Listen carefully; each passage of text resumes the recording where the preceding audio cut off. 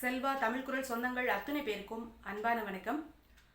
இன்னைக்கான பதிவு எதுக்கு அப்படின்னு பார்த்தீங்கன்னா, அன்புக்குரிய மாணவ செல்வங்களுக்கு இந்த பதிவு பயனுள்ளதாக இருக்கும் அப்படின்னு நினைக்கிறேன். ஏன்னா மே 6ஆம் தேதி 12ஆம் வகுப்புக்கான பொதுத் தேர்வுக்கான ரிசல்ட் வந்து வருது. அதே மாதிரி அதுக்கடுத்து பார்த்திங்கன்னா 10ஆம் வகுப்புக்கான பொதுத் தேர்வுக்கான ரிசல்ட் வருது.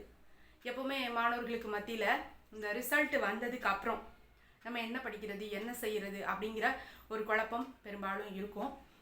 அந்த மாதிரி அந்த குழப்பம்லாம் கண்டிப்பாக உங்களுக்கு வேண்டாம். ஏன் நான் அதை சொல்கிறேன் அப்படின்னு சொன்னால், நான் சாதாரணமாக ஒரு டிகிரி படித்தாலே நம்ம ஐஏஎஸ்லேருந்து ஐபிஎஸ்லேருந்து ஐஎஃப்ஆர்எஸ்லேருந்து எவ்வளவோ பெரிய பெரிய பதவிகள்லாம் வகிக்கலாம். அதனால நம்ம அதிகமான மார்க் எடுத்து நம்ம டாக்டர் ஆகுறது, இன்ஜினியர் ஆகுறது மட்டும்தான் நம்மளுடைய இலக்கு அப்படிங்கிறது கிடையாது. ஏன்னா மாணவ செல்வங்கள் எல்லாருமே நீங்கள் சாதிக்க பிறந்திருக்கீங்க.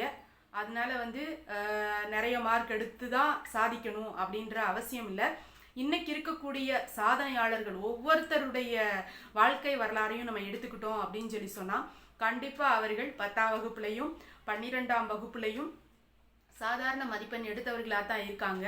அது மட்டும் இல்லாமல் பார்த்தீங்க அப்படின்னு சொன்னால், கடைசி பெஞ்சு மாணவர்களாக தான் இருந்திருக்காங்க. நிறைய பேருடைய வாழ்க்கை வரலாறை படிக்கும் பொழுது அது ஆச்சரியமாக இருக்குது.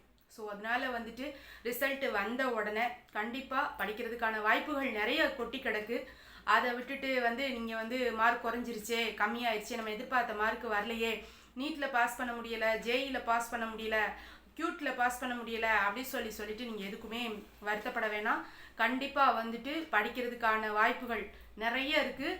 நீங்கள் சாதாரணமாக ஒரு டிகிரி, அதாவது பிஎஸ்சி அக்ரியாக இருக்கட்டும், அப்படி இல்லை அப்படின்னு பார்த்தீங்கன்னா பிஏ தமிழாக இருக்கட்டும், பிஏ சோஷியலாக இருக்கட்டும், இப்படி பார்த்தீங்க அப்படின்னு சொன்னால் நிறைய நார்மலாக ஆர்ட்ஸ் காலேஜில் இருக்கக்கூடிய பொலிட்டிக்கல் சயின்ஸாக இருக்கட்டும், அடுத்து ஹிஸ்ட்ரியாக இருக்கட்டும், இந்த மாதிரி சாதாரண ஒரு டிகிரி உங்களுக்கு எளிமையாக வரக்கூடியதை நீங்கள் படிச்சிங்க அப்படின்னு சொன்னால், கண்டிப்பாக நீங்கள் வந்து நம்ம டிஎன்பிசி குரூப் 1 குரூப் 2 அதில் சாதிக்கிறது மட்டும் இல்லாமல் யூபிஎஸ்சி எக்ஸாமையும் எழுதி நீங்கள் வந்து வெற்றி பெறலாம். கண்டிப்பாக எல்லா மாணவர்களுமே எல்லா துறைகளிலும் வெற்றி பெற காத்துக்கிட்டு இருக்கீங்க. கண்டிப்பாக உங்களுடைய வெற்றி வந்து ரொம்ப பக்கத்தில் இருக்குது. அதனால நீங்கள் மார்க் அதிகமாக வரல அப்படின்னு எதிர்பார்த்த மார்க் வரல அப்படின்னு நீங்கள் எப்போவுமே கவலைப்பட வேண்டாம். இன்னொரு விஷயத்தையும் நான் இந்த வீடியோவில் தெரிவிச்சுக்கிறேன். என்ன அப்படின்னு பார்த்தீங்கன்னா, நம்ம மாணவர்கள் நிறைய பேர் நல்லா படிக்கக்கூடிய மாணவர்களாக இருப்பீங்க. ஆனால் அதே நேரத்தில் மேற்கொண்டு படிக்க முடியாத ஒரு சூழல் இருக்கும். அப்படிப்பட்ட மாணவர்களுக்கு கண்டிப்பாக நம்மளுடைய சேனல் மூலமாக நம்ம உதவி செய்ய காத்திருக்கோம். கண்டிப்பாக இதை பார்த்துக்கிட்டு இருக்கக்கூடிய, இந்த காணொலியை பார்த்துக்கிட்டு இருக்கக்கூடிய மாணவர்களாக இருக்கட்டும், அல்லது மாணவர்களினுடைய பெற்றோராக இருக்கட்டும், மேற்கொண்டு படிக்க முடியாத ஒரு சூழல் இருக்கக்கூடிய ஒரு நிலையில் கண்டிப்பாக சேனலில் கமெண்ட் பண்ணுங்கள்.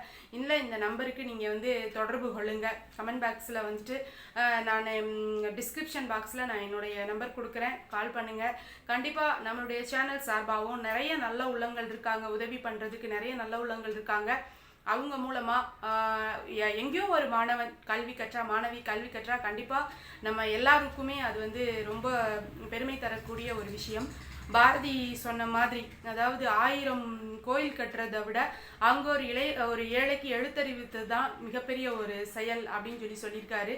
அப்படி இருக்கும் பொழுது நம்ம கண்டிப்பாக நம்மளால் முடிஞ்ச உதவியை நம்ம கூட இணைந்திருக்கக்கூடிய நல்ல உள்ளங்கள் மூலமாக நாங்கள் செய்கிறதுக்கு காத்துக்கிட்டு இருக்கோம். கண்டிப்பாக மாணவ செல்வங்கள் எந்தவித தயக்கமும் இல்லாமல் தொடர்பு கொள்ளலாம். அது மட்டும் இல்லாமல் மே 1ஆம் தேதி உழைப்பாளர் தினத்து அன்னைக்கு ஒரு 9லேருந்து 10 மணி வரைக்கும் நம்ம சேனல் சார்பாக லைவ் வரலாம் அப்படின்னு நினைக்கிறேன்.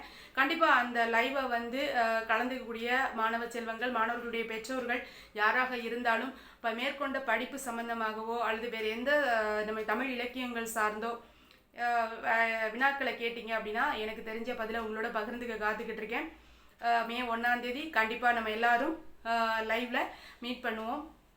நன்றி, வணக்கம்.